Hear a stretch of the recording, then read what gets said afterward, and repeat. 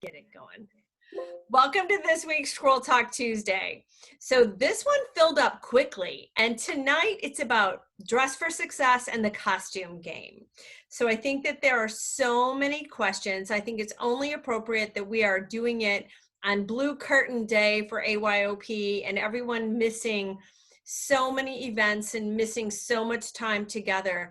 And not only that, I think missing a season of growth as far as inspiration, and when you see other people's costumes and you see things out there, some of the things that inspire you for the next season. So I think it's going to be really interesting when we go into next year and what it looks like for everyone. So don't forget to mute yourself, please. Don't forget to put yourself on mute unless you're going to be chatting. And let me introduce our panelists for tonight. So first off, Lori Marcus. And I say this that I very selfishly choose these panelists because of personal connections. And so I've been able to watch Lori as a parent to Jennifer and Melissa from their early days and watch her grow in her own skill and her own designing abilities, and now is a Mimi and also her own design company. So thank you for joining us tonight, Lori. Thank you for having me. Next up is Jonathan Birkin. And Jonathan has been an extremely successful competitor in his own right, and then also now as a coach and a USTA board member. And now I've watched his incredible work up in the stands as he's stoning costumes. And it's been fun to watch that. And so I kind of was really intrigued in having Jonathan on from watching him develop a business and develop a craft. And I don't know if I was late to the game with Jonathan or not, but I've decided to grab you while I could. So thank you.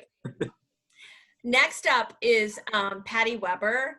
And I know her mostly as Supermom, and that she has a daughter who is impeccably dressed, impeccable costumes, and just has great taste for doing things right. So I thought she was a great voice to have tonight as for the parents, that she had, as far as I know, she's not a coach, she's not a judge, she's just trying to get it right for her kid. So thank you for joining tonight, Patty. I know this is not in your, comfort zone of what yes. to do. And finally, somebody just I love, admire, and respect, started the Kennerly Costume Company, mom, professional, incredible daughters in the sport, incredible influence in what she's done with Kennerly Creations, and then just a classy person that started quite a stronghold in the costume business. So Joy Kennerly, thank you for joining us tonight, Joy. Thank you for inviting me, Kyle. I'm excited. Well, I always love being around all of you. So I'm just excited to have you on board and to open the door to anyone's questions that they might have as far as the costume game. And I think there's so many things to cover that we need to get going. And one of those things that I'd like to say, and I'm just going to ask you from the beginning. So Lori, how did you get started with costumes? Did you design and make your girls from the beginning, or did you just kind of start to get into it? In the very beginning, we had a coach, and sometimes we ordered them, but I discovered it was more cost effective to make them myself. And in the beginning, she taught me how to do them. So the very first costumes, there were one or two that we ordered, but mostly I made them, and she gave me a pattern. We used to cut out the fringe, and we used to buy the motifs, and I would sew on the motifs. And then I discovered the rhinestones with the backs, and we would put, with a spoon, we'd do all the little stones and cut your fingers up, and it went from there. But originally it started with the very first coach teaching me how to make costumes because it was more cost effective. And did you already know how to sew, or did you build the skill from there? I knew how to sew because I've always been a quilter, but I'm challenged when it comes to clothing.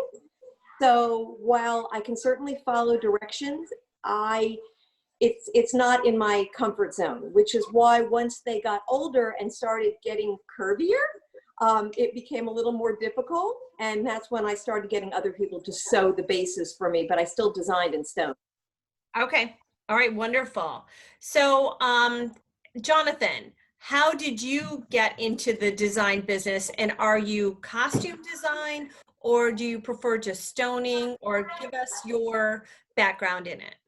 So I actually started stoning first because it was really hard to find a costume when I first started twirling that we thought was appropriate or suitable. So we would buy a shirt from, I think, Band Shop, and we would send it to a woman who's in our hometown with a bag of rhinestones, and we would just say, just make it, what you consider masculine and appropriate for sport, and it would come back, and the entire thing was covered, like the whole thing, top to bottom. And I was like, ugh, that's a little too much for my taste. So I just started doing it myself, and it kind of evolved, and it turned into me doing favors for teammates or stuff like that. And then it kind of turned into an art form. Oh, hi. You want to say hi? Do we have Ava? Sorry. Say hi, everyone. Hi. Okay. Hi, sweetheart. But it turned into this art form, and it's kind of like my canvas, and I don't know, I just kind of get lost in it, and that's basically how it started. And I don't know, it's fun. Well, and I think it's fun, like those of us that went through the years when it was like from sewn on rhinestones to the little press with the backs to now glue, like kind of fun to the whole evolving. So Patty, how did you was it simply through Natalie's costumes, or did you always have a background in designing and knowing what to do with them?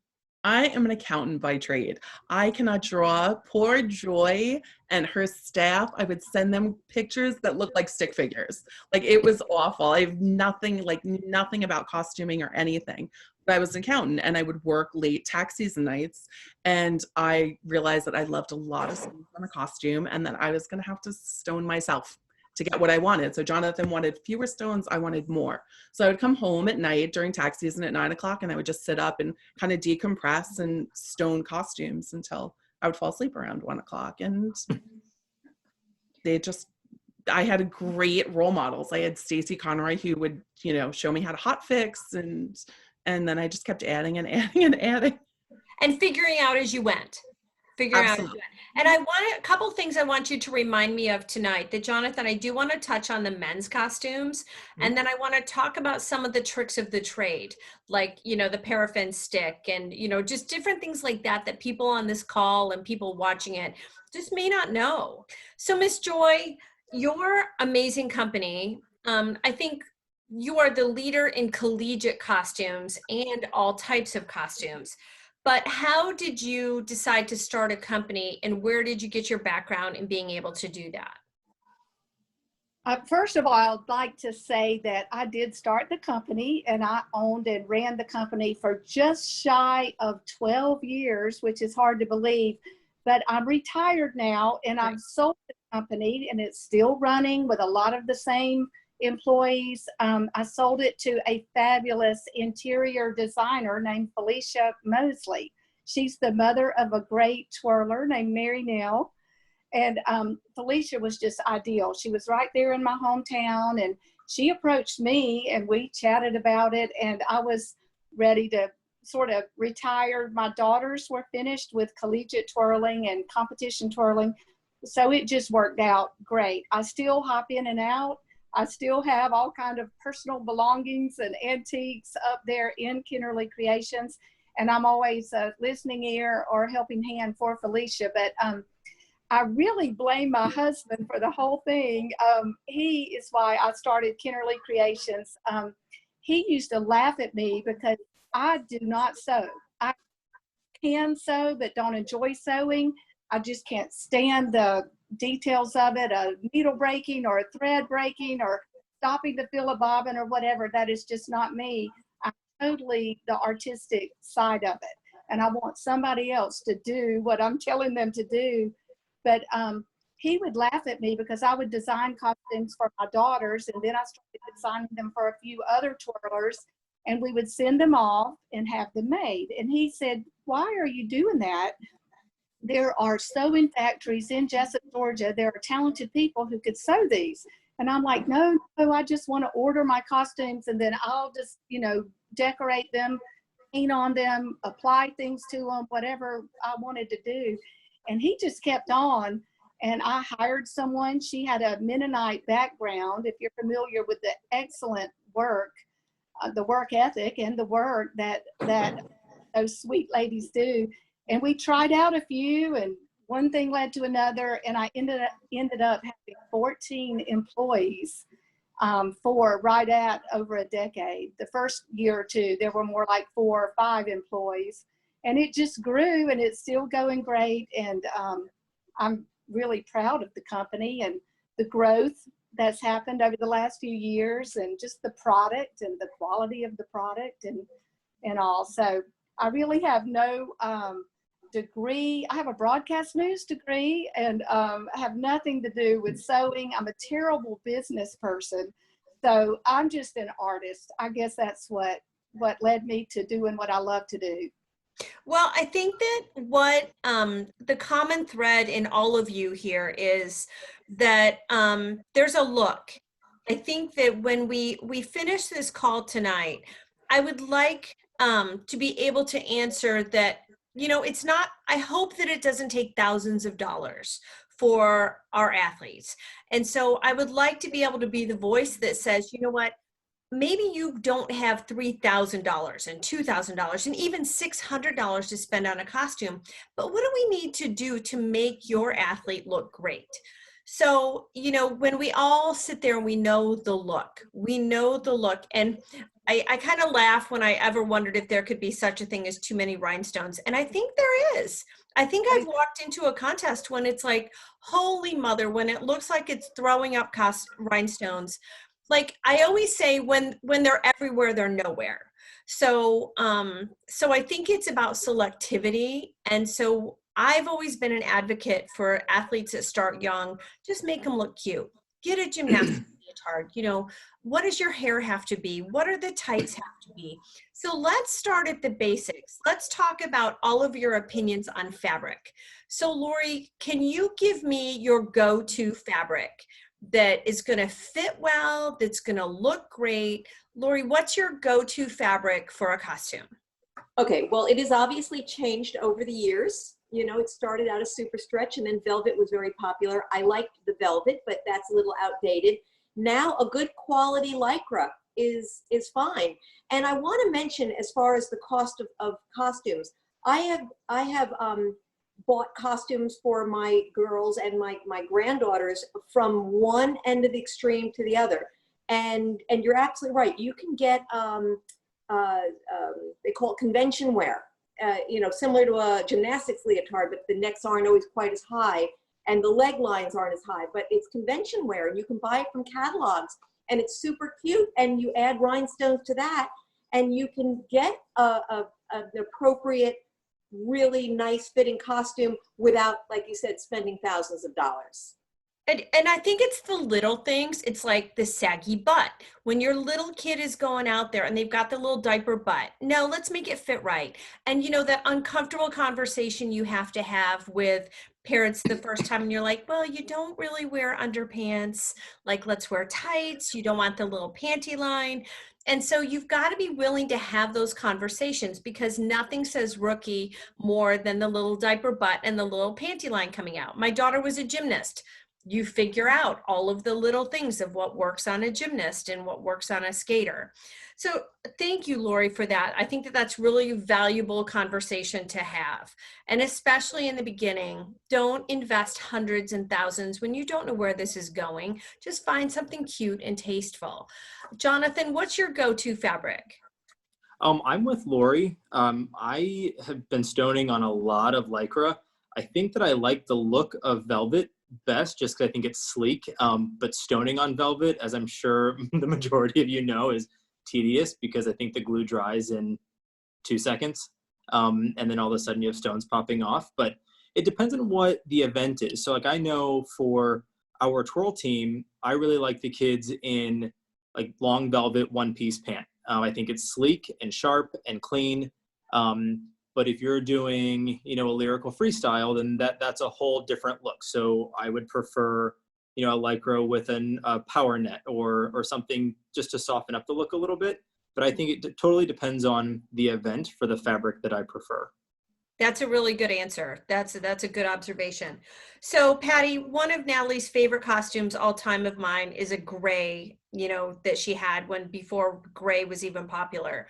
So what is your favorite fabric for your child or that you like to see on the floor? I love For Heart, and it kind of depends because What's for heart? Go ahead and um, explain. it kind of depends. She ranges in size from like a 2 to a 4. She's all of 5'3" and tiny. But I always like a lined lycra, like more of a shiny moleskin, but not super shiny. So I like a lined lycra for that. But we also, when she turned 12, we invested in a good dark colored solo costume with a velvet trunk, just for those days where you just kind of want to wear a dark costume for the day for girls. Right.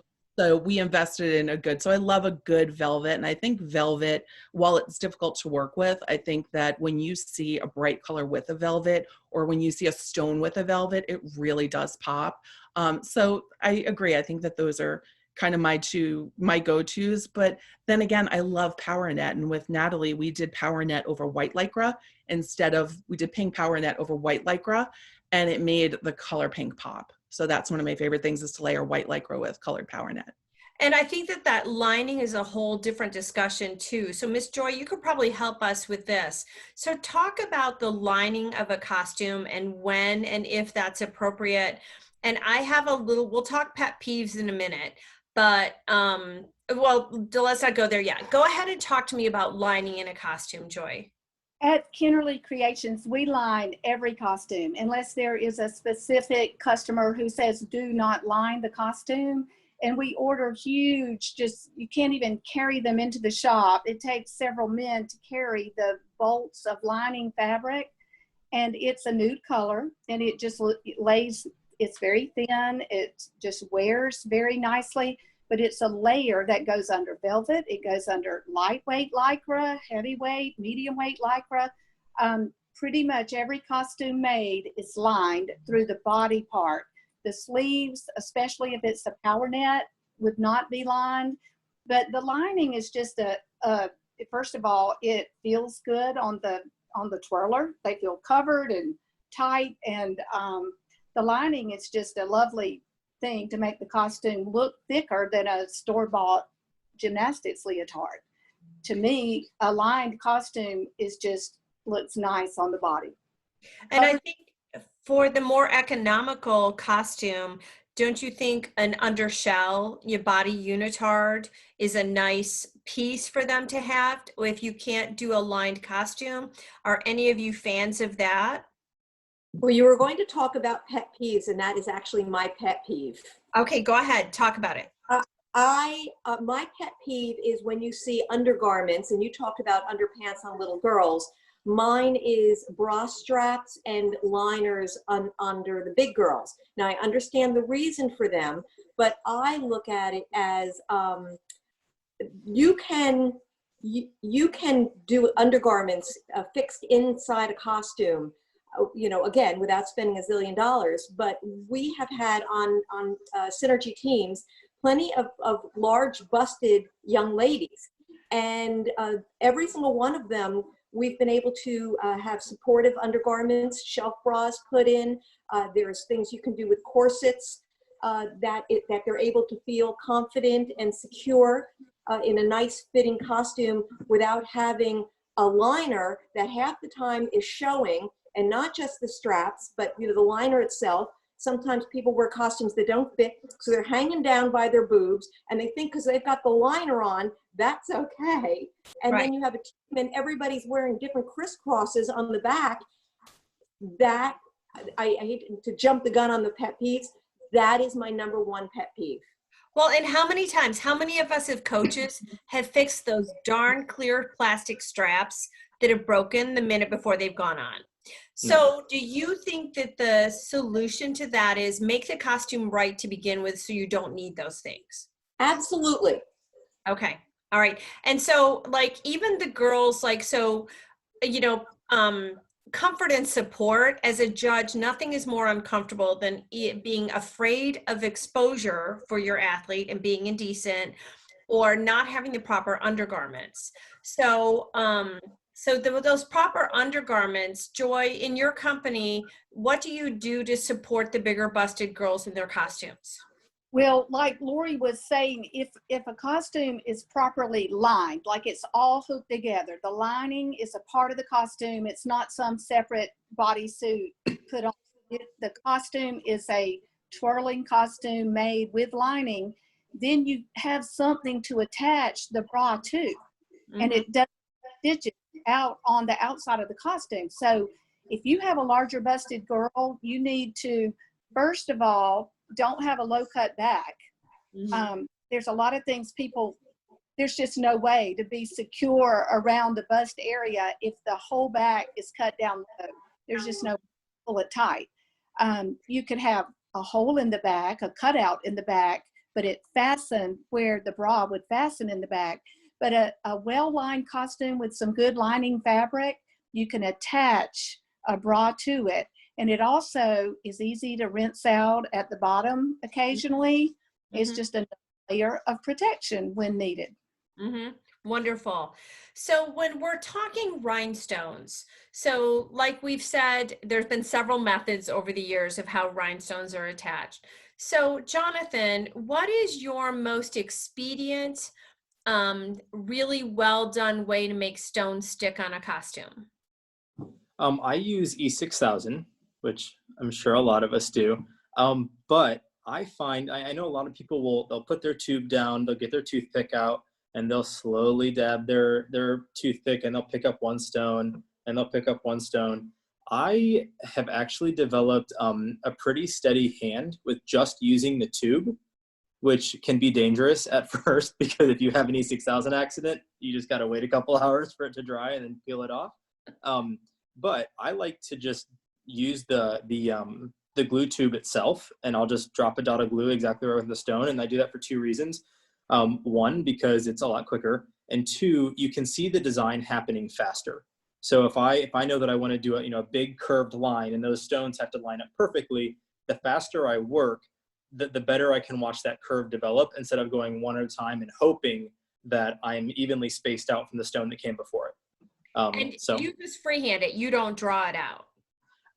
It depends. If it's, if I'm stoning, for those of you that don't know, there's a guy in Atlanta that does skating costumes, Brad Griffey's, and his costumes come very blank. And so those are fun to stone because you create your own artwork on those. There are no lines to follow. So if it's a Brad Griffey's costume where I know it's going to take some heavy design detail on my end, I'll get out some chalk, and I'll just kind of lightly trace a pattern that I might want to follow.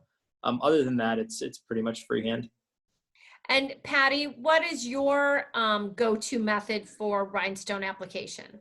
I am a hot fix girl. I like the Swarovski stones that have the glue already on the back. And if I'm in a rush, I actually use an electric griddle. It's literally called a little griddle. And I put the stones, all my stones, stone side down, glue side up. And I take a pin and I just turn it right up to 325. And I just pick the pin up and just put the stone where I want it, and then press it down, and hopefully don't burn my thumb. And so, Joy, what's the Kennerly method for rhinestones? But you don't have to give away any secrets. No, there are no secrets. We have several stoners there. The head lady is the cutest, most fun little lady. She's from Vietnam, and she speaks English really well, but she's the cutest little thing, and her hands just go so fast. It is unbelievable the number of stones she can put on a costume. Her name is Keong, and she's just incredible. But she turns the stone facing down, so the back is up with all the stones she's about to use. She squirts out the E6000.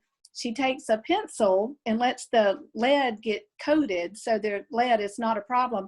But she touches into the glue and picks up the stone with the glue on the pencil, just quickly rolls the pencil so that the glue side goes down on the costume. She flips it and pumps it with the eraser end, and you can't get those stones off. I mean, she just does it.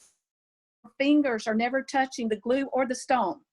Okay. Just pencil tip with glue, picks it up, places it, and the eraser presses it into the fabric. I think everyone's methods are so interesting. I know, it's fun for me to hear everybody else's. We had plexiglass body shapes cut out. I drew them in a local glass shop, cut them for me. But we have every size imaginable, from little kid sizes right on up through adult sizes. And we work that into the costume. So there's a good flat surface that you can press against. Okay. Well, and I know some people use pillows. So some people stuff the costume with pillows. Lori, what's your go-to method? Well, I like to use bubble wrap, actually. Different methods here. And I stuff the costume in the appropriate shape. The bubble wrap is great also because on those long sleeve costumes, you can just roll up the bubble wrap and stuff it down the arm so the arm is sticking out. The glue, it's easy to pull when you pull the bubble wrap out because, it just kind of detaches from it. So you don't have to worry about the glue getting onto the rest of the costume. And I use two methods, either the toothpick dipped in E6000 and then, picking one up at a time. And then also, if it's just a straight line, I like the syringe with the paraffin stick. Yeah. Yeah. I know quite a few dance companies that use a syringe with a paraffin stick. So that's fascinating. Okay. So let's jump to pet peeves, even though we touched on Lori's. My pet peeve, along with now the entire discussion about diversity and inclusion, making sure that flesh color truly matches the flesh color. But also it drives me crazy when people use flesh color in spots that we don't want to see naked. Like the whole idea of flesh color is that it's supposed to look like it's not there. And when people are using it in spots that you wouldn't want to see naked, that drives me crazy. So that's my pet peeve. Jonathan, do you have a pet peeve? I do. I think one of my biggest pet peeves is when you have an athlete, I've had several that have done this, that they need a costume and they need it quickly. And rather than their parent taking the time to sit and let's talk about, one, what's the most cost-effective way, two, what's going to look the best, three, what's going to be the most impactful, they'll make a rush decision because they're anxious and they want to get it done. So then what happens is that costume comes in, it was far too expensive for them. It was way out of their budget. They can't put any rhinestones on it now. And when you look at this, actually just happened. I had someone buy a costume out of a dance catalog. And what happened was there was no back to the costume. All the design was on the front. And then we turn it around, the design stops at the side seams and there's nothing on the back now. And there was fringe on the front, like on fringe, on a V on the hip. And then the fringe stopped at the side seams. There was nothing on the back. And I think we've all probably seen a dance costume that does something like that, where there's no detail on the back. I think my pet peeve is that I'd rather have that conversation up front because I could have told the parent, you spent $475 on this. Okay, I know for certain we could have gotten a blank shell from Kennerly, from Brad Griffey's, from Show Off, from someone for less than that, just blank, plain, and we could have added the stones to make up that cost. Now, instead, we have this, close to $500 costume that we're not really happy with. So I think having that conversation up front is really important. I think my pet peeve is not having that conversation.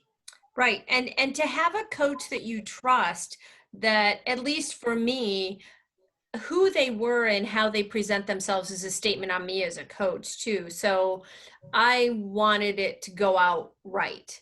I want them to look right. I want it to match appropriately.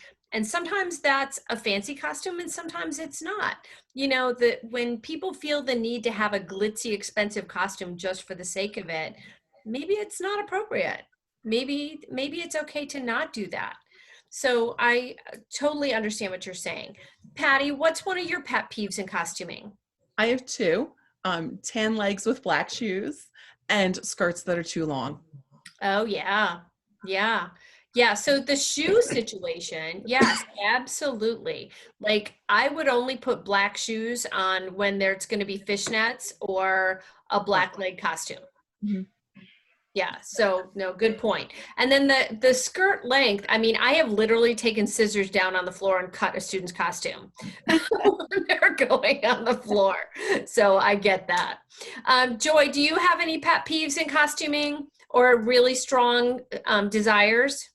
I think I could talk a long time, so I'll try to just say a thing or two that comes to mind. One thing is fit and flatter are two totally different things. Just because a costume fits, there's no bunching, it's the right, girth and the right width, and it fits, does not mean it's the right style for that body type.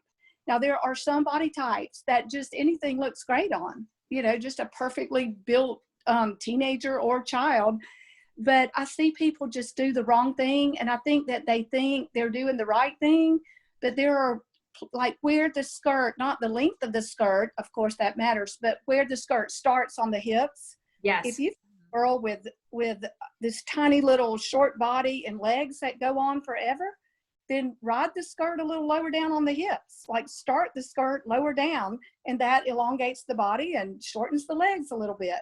That was not the problem at the Kennerly household. We had short legs and longer torsos. Well, ride the skirt higher, and the appearance is that that leg is going on up a little higher. And just things like, this is just a little random, but suppose there's a child that's maybe a little more filled out through the tummy area. Every mother will say, oh, we've got to cover her up, put a skirt on there. And they want a full little fluffy skirt. And it's so hard to convince them, but sometimes the child's physique is maybe a little more filled out through the stomach area, but is perfectly narrow and precious through the hips and legs. So don't put the skirt. That fluffy skirt is covering up the best part of her body. And if they would just put some fringe or put something else, there are things like that that I think of often that could make a huge difference in the overall how much it flatters the child. And that's really more important than just the fit. Right. Well, a couple more things before we open it to the gallery.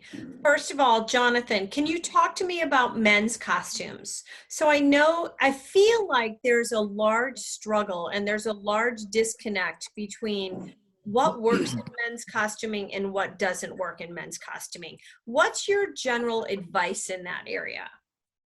I mean, I can only speak to what I preferred for myself and what I prefer for my students. But what I prefer, especially for Bauer Sarah is one of my students, what I prefer for him is less color. So typically stick to 1 to 2 colors or multiple shades of the same color. So he had a costume that was black, gray, and white. He had a costume that was black, black sheer, and teal. So I don't go more than 2 colors or 3 colors in the black, white, and gray instance, but also I like to use different textures on him because he has just pure genetics, he has broader shoulders. He has, thicker muscular legs. So for him, breaking up the contrast of the shirt with different fabrics makes it look more interesting than just a t-shirt. And then for the men's costumes, I also like the cut to be a V-neck and a shorter sleeve. I think we actually had this conversation about Troy at his school. And so I was not naturally built in my biceps. Her body strength is nil. So what Show Off made me do is they're like, let's put a nice short sleeve that comes just above the bicep because it's going to give the illusion that you have guns. And then the V-neck is going to pull everything down and make it look broader shoulders and a more muscular neck. I was like, okay, well, anything you can do to make the physique look better, that's great. But so as far as cut for the guy's costume, shorter sleeve, V-neck, and then like I said, with the color, and then stoning, typically I like to just go straight line, follow the line, no super in-depth detail. For Bauer anyways, because I didn't want it to detract from the work that he was doing. And I think that actually goes for my female clients also, that I don't want to bombard the body with too much going on. Rather, and this goes back to what you were talking about with stones being too much or too little. I think that when I'm stoning, I'm doing it purposefully. I'm not just, throwing rhinestones and whatever sticks just for the sake of it. And I think that goes for my men's costumes, is that I'm stoning the line very sharp and very clean, so that you're not getting distracted what's going on, otherwise. And same goes for the female costumes. Mm-hmm. Well, thank you. And Lori, from a design standpoint, I know for me, it was buying prom magazines and buying bridal magazines. What's your inspiration for costume design? Well, I've gotten inspiration all over the place. I'm always sketching on little pieces of paper. One of my favorite solo costumes for Jennifer was a gown that I saw at the Miss America pageant on TV. I saw this gorgeous black gown with cutouts and rhinestones around the waist. I'm like, oh my God, that would make such an elegant costume. So I sketched it out and I had the body made and I stoned it. Another time we were inspired by a Vera Bradley pattern that I liked the design. My favorite costume.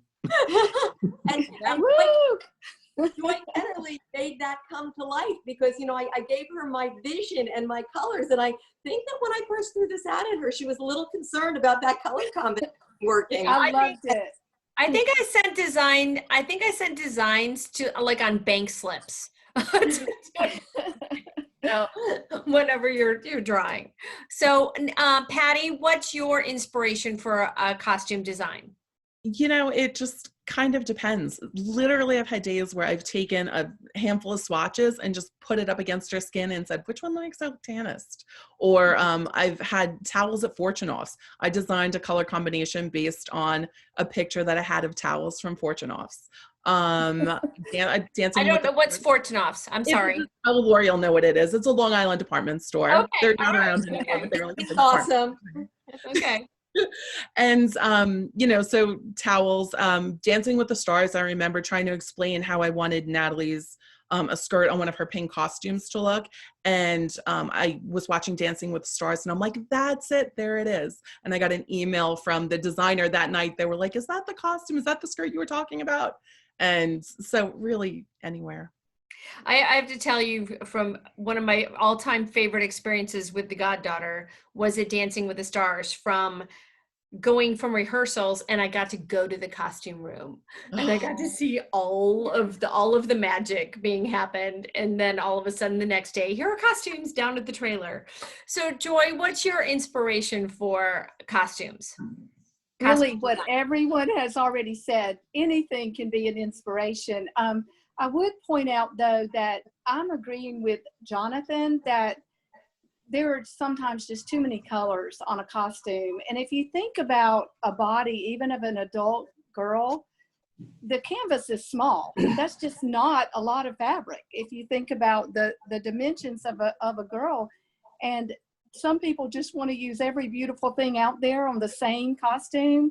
I just think the most beautiful costumes are more monochromatic, three shades of blues or turquoise, or three shades of pink, or just like Jonathan was saying, just don't try to put every great thing on one costume.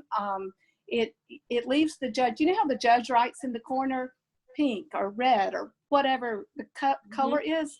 There are times I think they don't have a clue what to write because every color is on that little size 8 child's costume. So I feel like you make a much stronger statement to pick something you love and vary the textures, the fabrics, but keep a more monochromatic palette. And I think it just comes across way more effective. Well, don't you memorable. This statement, let the child wear the costume. Don't let the costume wear the child. Absolutely. And it's and just, you were saying earlier about too many stones. And it is a fact for college twirlers or even high school twirlers on a football field. If you will leave the white part of the costume alone, like if you have like Georgia Bulldogs, red, black, and white, you can stone that red with some red stones, stone the black with some black stones, have a few, AB stones on there, but let some white be just white, and maybe just sporadically put a few small stones. That white will jump out from far away in the stands, and it'll be way more dynamic. You load the white with stones and it just sort of blurs, and it's a red and black costume with silver in the middle. and it's way less impactful. So I agree with what everybody here is saying. Just don't try to do it all on one small canvas of a costume. That's a great phrase.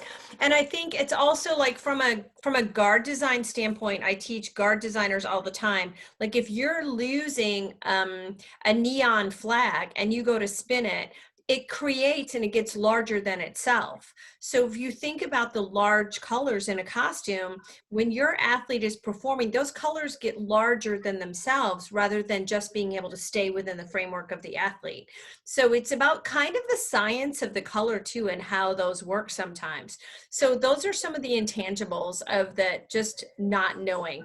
So I'm going to open it up to the gallery because I'm sure there are a ton of questions out there. If not, we have more that can go on. So if you have a question for our panelists, please just go ahead and raise your hand to see if I can grab you, or go ahead and speak up and see if there's any questions we can answer. It's whether it's from the tights that you're choosing to wear to the cut of a costume and how are the hooks done. You know, I think sometimes there's secrets that we don't realize are secrets. Does anybody have any questions that we can, one of our panelists could answer for you? And I'm looking in the chat box right now. Okay, so I see that Muffin saying she uses a foam core body shape. So to help stone the costumes. Oh yes, go ahead, Jen. I just wanted to say it's not as much of a question as a compliment, but I don't think Joy mentioned that she's an incredible painter. And one of my favorite techniques that she used on, I know my costume and then many other costumes, is she actually hand painted onto lace and designs. And I feel like she was like the first, I think the first to ever create that look onto costumes. And it just added so much more dimension and creativity. And so I just like really admired her using, like she said earlier, she's creative. The way that she paired her painting straight onto costumes to like create designs that you'd never seen before, because it's so easy for, you know, with all the different costume makers, all the costumes start looking the same, and I feel like that really elevated the costume world. So that's a great, that's really great input, Jen. And I think that they're like, when Joy talks about it as a canvas, you know, you look at the ombre type painting that's gone on. Have any of you done an ombre painting, and do you want to share how you were able to make that leotard go ombre? Lori, have you done that? I have. I actually, one of Jennifer's costumes, a world of freestyle costume, we ombre before ombre was popular. And it was just a matter of on the skirt, dip dyeing the bottom of the skirt. And then the costume was white. And like Joy, we didn't put anything on the white, but along the swirl, we went from darker to lighter with the actual stones to create that ombre effect. Wonderful. Muffin, your hand is up. What can we help you with? I have ombre 2 costumes. One of them, I started off with white and I ombre, like I used airbrush to do an ombre. And I worked the color into it deeper and deeper to get like almost like a navy blue, and it faded out to the white. And then the other one that I just finished, it's like a dove gray skirt that I ombre'd to like a dark charcoal to match the body. And what type of dye and how did you do that? What's it called? It's the paint, the dye is called Jacquard, Jaqurd. You can buy it at most arts and craft stores. I think you can get it through Amazon. And I just used a standard airbrush kit. And I think that takes some courage. So for some of the parents, I practiced. Right. And so how did you practice? So to try to encourage anyone that listens to this to be daring in how to do it, how did you build up the courage to do, like, I have zero artistic ability. I can stone, but I would be scared to death to do that to one of my athletes' costumes. How did you practice? So, okay. So first of all, I'm a physicist, so I'm not really like naturally artistic. So it's a bit of a struggle. I actually sewed her costume too. So what I did is I pinned all the pieces so where their seams were next to each other on a giant piece of foam core, so that when I painted it, I would keep those edges the same color so that there wouldn't be like a big gradient when I sewed it together. Does that make sense? Mhm. So wherever the seams were going to touch, I pinned the fabric next to each other. I did practice on a scrap piece of fabric and just got used to the way the airbrush worked and figured out how it's going to look and how to make it like, you kind of start on the edge that's going to be dark and you work your way down a little bit and then you kind of just keep going back and forth and just keep layering it really slowly until you get a good color shading. The thing that I forgot to do when I made the first one, I forgot to heat set it before I sewed it together. And I realized it afterwards, and I didn't want to like try to iron it or anything like that. So I actually baked it in the oven at like 200 degrees or something like that, because I was like, I know I've got to heat set this, otherwise I'll never be able to wash it.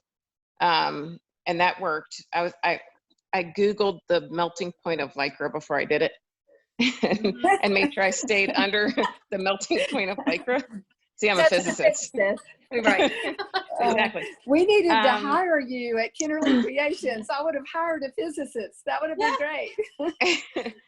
And so it was kind of like a, but I figured, okay, I have like $3 in this material at this point. So even if I totally mess it up, I can cut more and do it again. Like, so I wasn't like completely, I mean, I still second guess myself a lot. And I think also as a physicist, I tend to get too deep into it. I can't really see what it looks like when I'm working on it. I have to have somebody else tell me what it looks like, because like That makes sense. I'm way too deep into it and I can't tell if it actually looks good or not. That really makes sense. So Cindy is asking about if you give the designer the music and let them create the costume. I think that it depends on your skill set, and we'll ask the panelists, but I, for one, as a coach, like the minute I found, like I never let my athletes pick out their music, never, because like they had no idea what I would hear. Like the vision came to me as far as like the athlete, the choreography, the costume, it all came together as one, and then go from there. How do any of the rest of you feel about the correlation of the music to the costume? Very important. Very important. I mean, it's just so easy to research now, the period piece, and just look at other costumes and what other designers have done, and don't copy that, but just be inspired by that. It's just real easy to research something that would go with that piece of music. I do want to bring that up too, because costumes very much are a piece of art, and quite often in those situations they're original. Several of our companies have a model number and a model type, and I think that's one thing, but I think that some people need to be really careful about basically copying someone else's costume. So as a coach, I would probably never ever on purpose ever let that happen. So I think that we as people in the artistic world, there's some ownership sometimes over some of those things. So I just wanted to put that out there, that if you're looking at costumes, I think it's wonderful to go, oh my gosh, I love Natalie Weber's costume. You can't go and copy the exact same costume. That's Right. just not ethical. Or But people do it. People do it. Oh, my goodness. Down to the and I think swirl. it's an honor to be inspired, because in an art form, we all take, like, no one would have done the next double illusion if someone didn't do it first. So I think it's just as an inspiration, and then what to do with it. Can we talk, I want to take this from the novice to the elite level. So at a novice level athlete, minimal expense, minimal investment, but we're making our athlete look right. Patty, what did you do with Natalie from day one as a little girl beginner to make her look right without a huge investment? I made the decision to have fewer costumes, but better quality costumes. Natalie does not often get 4 costumes a year. Even now, the gray strut costume that she wore in finals, this was her 3rd year wearing it. And I think that when you use a higher end costume company, you kind of get that flexibility. You talk about the music, you get a designer that can walk you through the process with the music. You get a company that's credible enough to not copy a costume. And one of the other things that you get is a company that, and we've done this with Kennerly's before, Natalie will wear a costume for a season and we'll send it to Kennerly, back to Kennerly for a nominal charge. They'll add another layer of skirt, they'll add a little bit of girth, and now she's wearing it for another year or two. So it's not about having 5 new costumes. It's about 1 or 2 really good costumes. An investment. So, Lori, for I think you're in a little bit different situation because you're in the second generation. But talk to me about when you're judging and you see a little girl come out in a leotard. Is that okay? Well, you know, look, I was brought up in the USTA philosophy, so we don't have a showmanship caption on our score sheet. So I would did not give a child the appropriate score based on their leotard, especially in the novice with a young girl or boy. So in that realm, it's not as important. However, I am very involved in NBTA as well. And 20% score is showmanship and costume appearance. And unfortunately, if you're going to go there, you can actually lose points if you're not appropriately dressed. So I agree with Patty that with these young kids, I would rather see one quality costume, and quality costume does not mean it has to have 5,000 rhinestones. It just needs to be a well-made, flattering costume for that child. And you can buy it secondhand. You don't have to have it custom. So there are lots of options to dress that child appropriately. But in USTA, we're taught to look beyond the costume and to judge them on what they're actually doing on the floor. Right. In NBTA, it's not necessarily that. So I think it really depends on what organization you're to as far as what your focus has got to be. Yeah, and you can see that. And I have varying feelings about that because I don't want he who's dressed best winning. I want he who twirls best winning.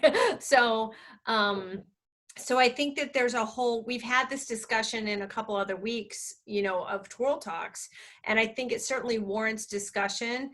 But as a coach and as a judge, I know we've sat down as judges and go, wow, this kid looks like they're going to be pretty good. And then you can be completely surprised. So I think that as parents, you can put all the money and effort you want into their costume, but if they don't have the skills, then it might even be a greater level of disappointment.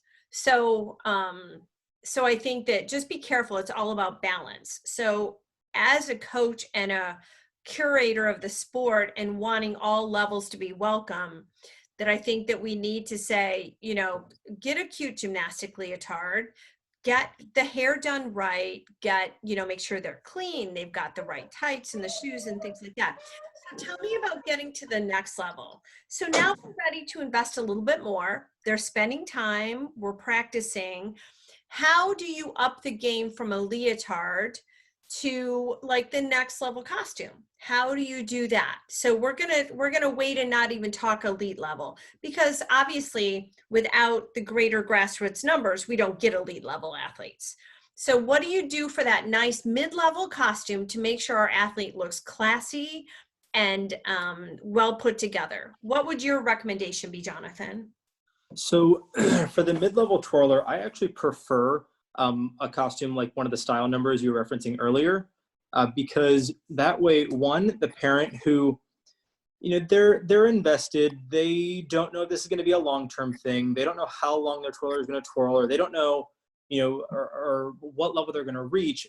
That way, when they go to get the costume, they know exactly what they're spending, they know exactly what it's going to look like, they know exactly what the color is going to be, and there's no getting the bill at the end and be like, oh my gosh, I didn't want to spend $1,200. It's like, well, sorry, you know. So I prefer to do what we call an off-the-rack costume, because that way there are no surprises, and basically the costume tells you how to stone it. You know, there are actually numerous ones that I can point out on the Kennerly website right now that I know I would stone the piping here, here, here, and here, and this is what it's going to cost. If you follow the lines, the work is pretty much done for you as far as, cost effectiveness. So that's my answer to the mid-level twirler, is that, getting something that you know what you're going to get up front right away, then being surprised with the bill at the end of it. And oh my gosh, how lucky is everybody right now with these platforms, with the social media platforms, to be able to have costume exchanges? I mean, it's not just costumes hanging up at a contest. There was like a limited, now you have so many places that you can get costumes. And I do know some people create a pipeline. Like they create their own little pipeline of like, when you're done with that costume, and so gets those costumes and they get handed down. And I do think that dance companies have really upped their game, because I remember 15 years ago when it looked like a dance recital costume, and now there's so many. So go ahead and list off any of the platforms, Patty, that on social media that people are doing costume exchanges and buying them. Well, there's Baton Costumes secondhand sales. There's Twirling Costumes Exchange on Facebook. Glamour Costumes for dance wear costumes. Actually, for bodysuits for beginner, I've been stoning a lot for the studio. I've been doing a lot of Five is the brand, and they're lined heavyweight Leos, which are great for a beginner twirler. And I have a pipeline too. So I actually buy Natalie's costumes back. So they go through like 3 or 4 people, and then I get to buy them back. That's like my prerequisite. That's cool. Yeah. Sources for rhinestones. So Lori, what's your go-to rhinestone source? Okay, well, for years, my go-to rhinestone source was, I started off with Harmon Beads in New York, but you have to have a professional license in order to get from them. They have good prices. And then I went to Dreamtime Creations, who I love, as long as you use them while they're having a sale. But now, to be honest with you, there's this Southern Glitz Rhinestones and Trim. And their deal is they are allegedly 2028 Swarovskis. They're not, because they're not exactly the same size as the 2028 Swarovskis, but next to each other, they look pretty darn good.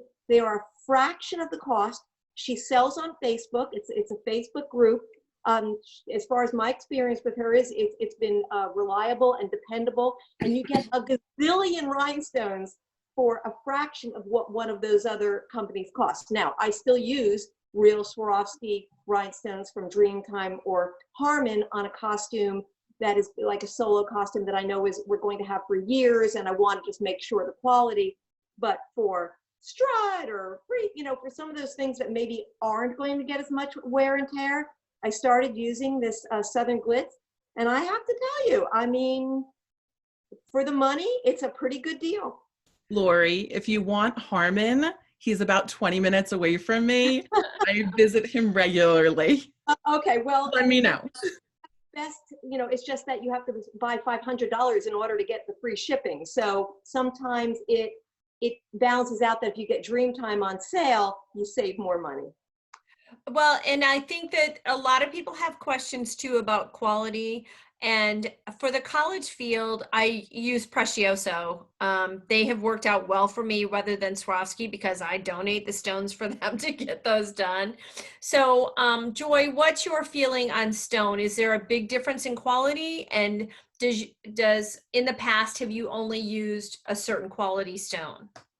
We use all Swarovski stones, and we've just shopped around. Through the decade and a half, it's changed.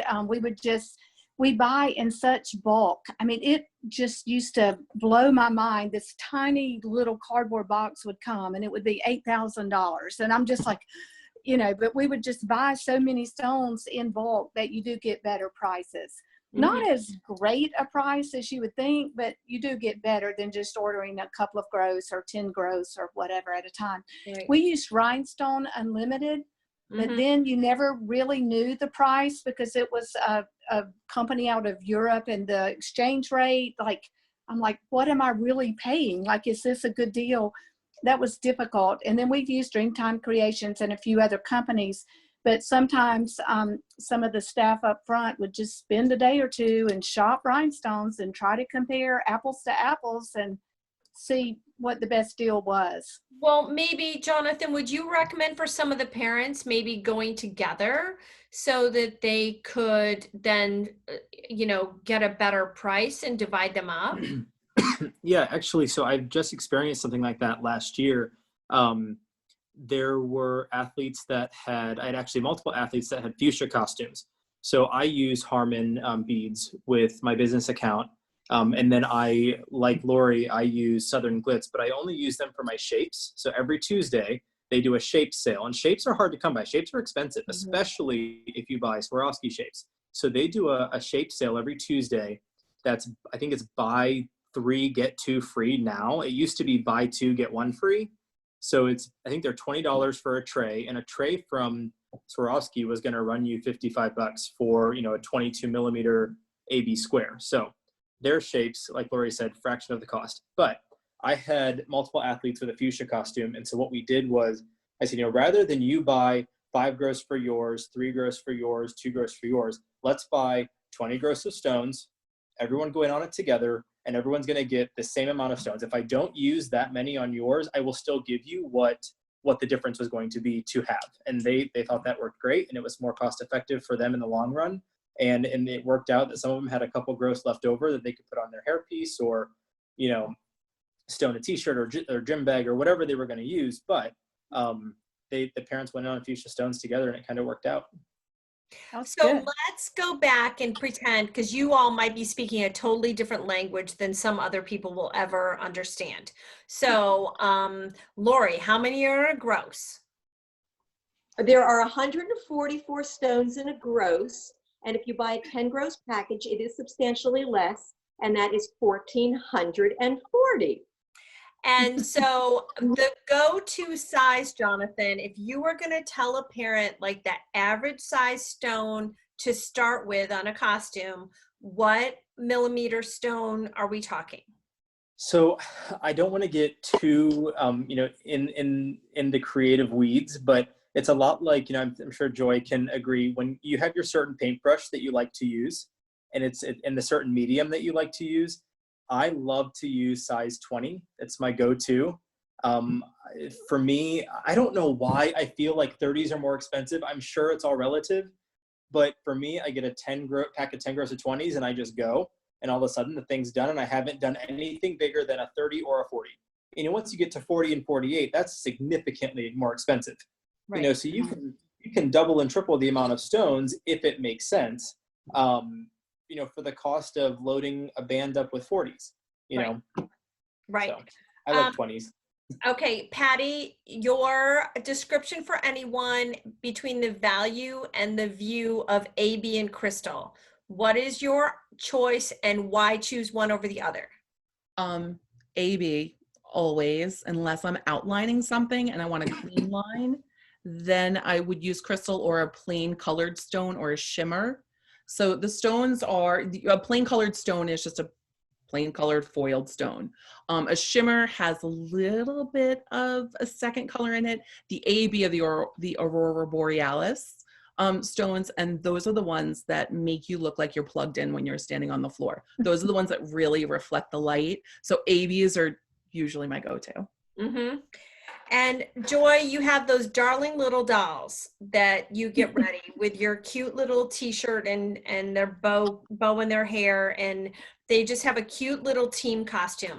What is your advice for the parents to make them get that look? Do you really give them every part of the puzzle, or how do you guide them in making them have that perfect little look?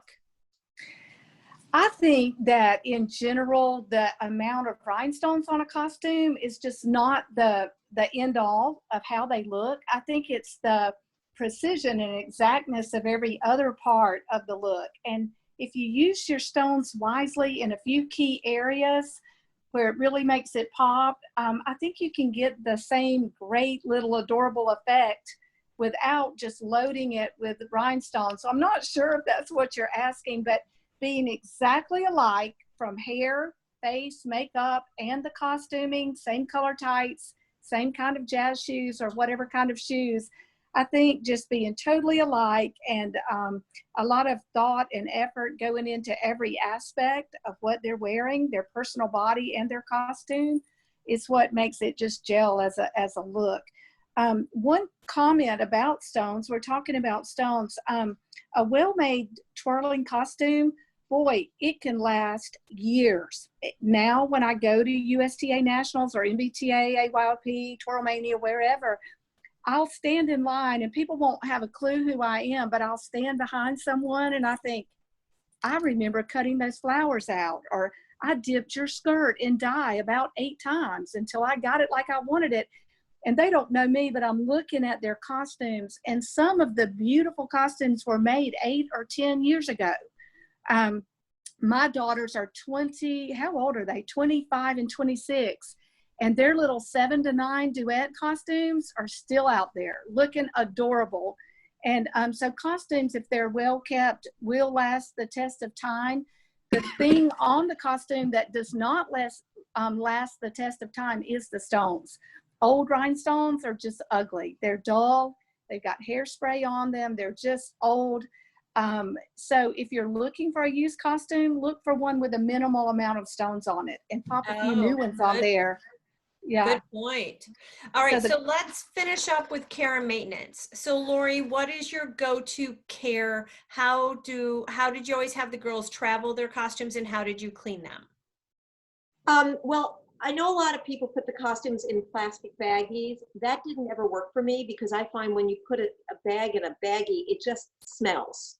So I always keep them hanging up. Sometimes I use the garment bag, but usually I would just pack them. I'd lay them, flat in a carry bag, and then bring the costumes that I need to the gym for that particular day. Then as far as cleaning them, I tried not to let them eat too much on it. We used to joke about Jennifer and white costumes and nacho cheese sauce on the butt and the skirt. But usually, some costumes I've been able to wash by hand in the sink and then hang dry. Some of the brightly colored costumes I recently, a couple of years ago with Sydney, the night before AYLP, had a disaster where I washed a costume like I had always washed a costume and hung it up, and it bled all over the place. So I think that spot cleaning it sometime, just, washing out the crotch, using a little washcloth to dab out a spot on it is really the way to go. I know people who've actually full on Febreze them. Yeah. Yep. Margie. Yep. No, I get it. And Patty, what's your go-to care for costumes? It depends on the color. If it's a bright color like a red or a hot pink, it's only spot washing it. And then for everything else, and I probably should not do this, but everything else is monochromatic for Natalie since she's been about 11. So it goes in the sink with a Tide Pod, agitate it, and then I don't hang any of her costumes up to dry. She's got a very long torso, and it just kind of, with the rhinestones, it's too heavy. So I roll it in a towel, squeeze it out, roll it in a towel, squeeze it out until I can kind of lay it almost flat and then flip it over after a few hours. And then I store them in cotton bags, like organic cotton, no dye bags that I got from Amazon. That probably airs them out really well. Yeah, so that this way they don't start to smell. And then also with rhinestones, I Windex and a Q-tip. Like I'll spritz a little Windex on a Q-tip and get to work, especially with the hairspray on her headbands. Oh, that is dedication. That is dedication. Nervous energy. Well, does anyone have any last questions? This is just so interesting. And I know that it's a topic that people just haven't, it's like the great secret keepers. Yeah, Jonathan. I had one thing that I wanted to mention earlier, but didn't get around to it. On the topic of budget or, cost effectiveness, one thing that I noticed, especially with my teams, when we're getting costumes, and costumes for teams can be, $300, $350. When they get up that, that high and a little crazy, I think selecting fabric is very, very important. So I actually had 19 team costumes we bought last year, and we were able to take away the cost of stoning them by picking really interesting fabric. I think that's very important when you're thinking about cost effectiveness. Pick a cool, shimmery, glittery fabric that can take the place of some of those stones and take some of that cost out for you. My color guard uniforms at the university, of course, I use Fred J. Miller for them, and they're fabulous fabric. They've lasted 4 years through horrendous conditions. But when I got them, because I don't have the budget to put Swarovski stones on them, I found this company out of Miami that glitzed stuff. And I found them at the PGA golf convention. So when I had the costumes made, I sent them on to this company they glitzed out like hats and golf towels and things like that. It was wonderful because it was really economical. It put a little shimmer on, and they were hot fix little stones, and they've lasted for 4 years. So I think it's just being creative on what to do, and whether you're going to use a guard company, or what you said with fabric, Jonathan, is exactly right. It's all about the fit and the design that flatters everyone in your group, and then fabric that's going to hold the test of time. So, also, with regard to budget, just from a parent perspective, give me that $300 bill in August and September when I don't have travel that I have to pay for, and I don't have comp fees.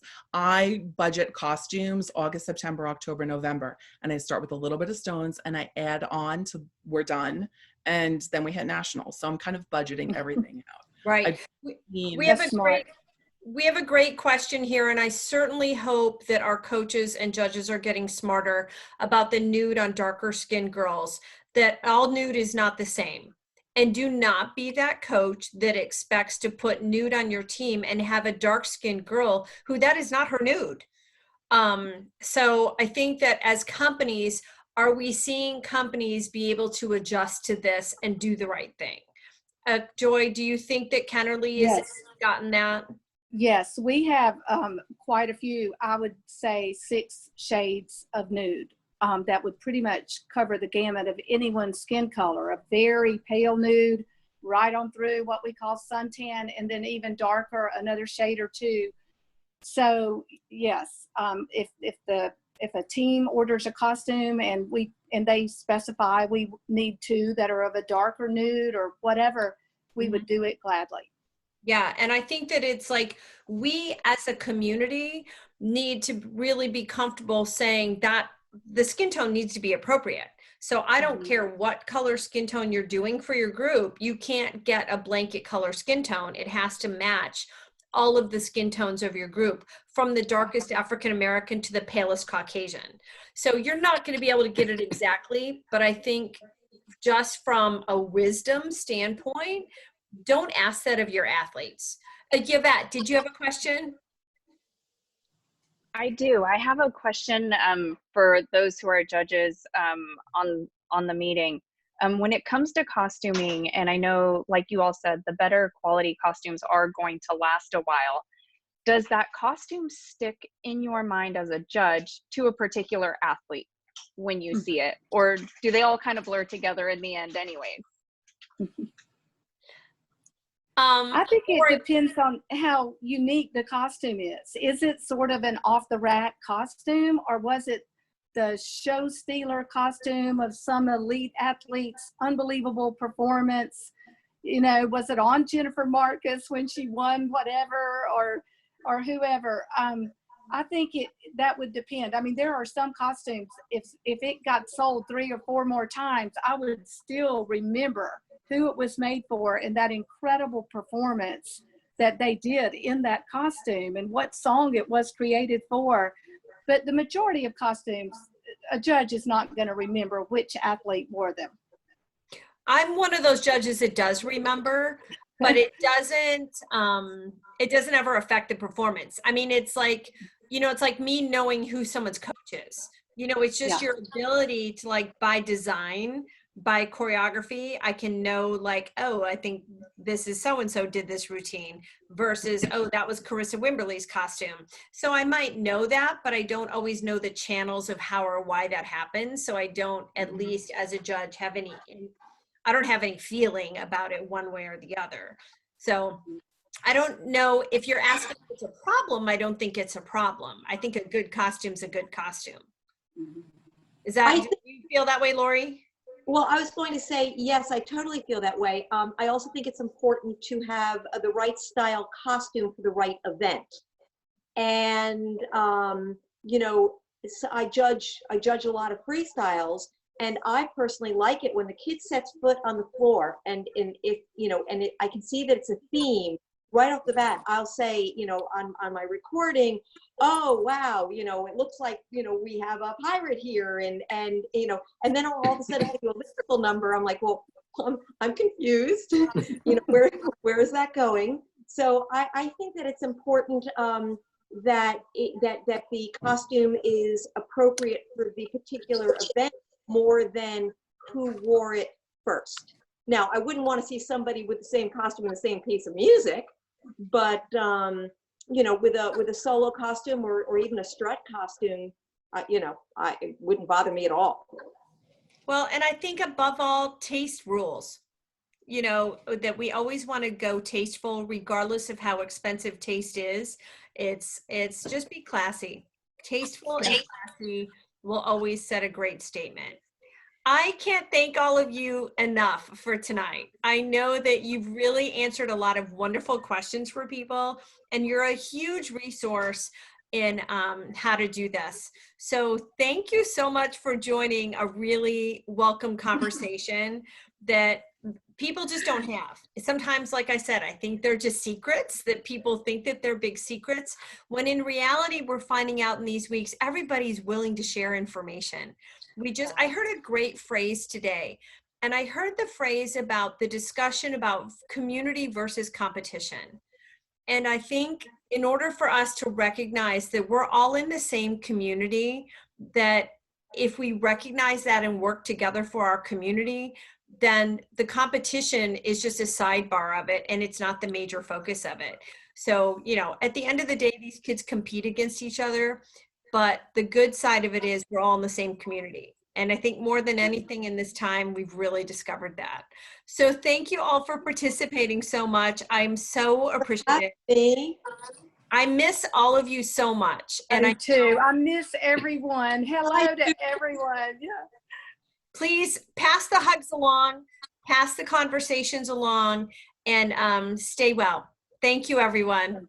Thank you. Bye-bye. Bye-bye.